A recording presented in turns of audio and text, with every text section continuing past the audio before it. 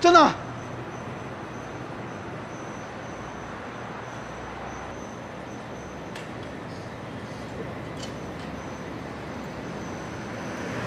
得閒打電話翻嚟啊，報個平咯。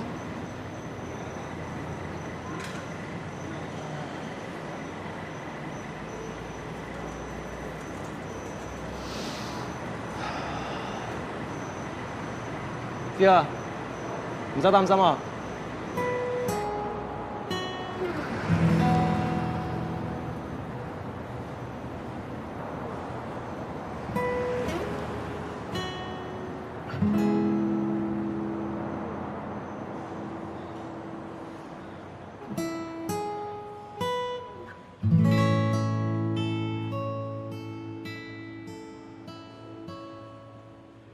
廣東第二批支援武漢嘅醫護人員已經集合完畢，順利登機。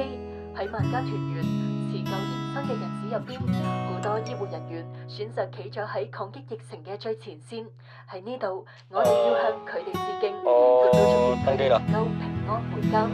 除咗你自己揸車小心啲，我哋亦唔使擔心我。我哋城市嘅的哥、快遞員、市政人員等等，佢哋一樣奮鬥喺最前線。喺呢度，我哋向呢啲奮鬥喺前線嘅同路人表示敬意。我哋嘅城市因為你哋變得更加溫暖。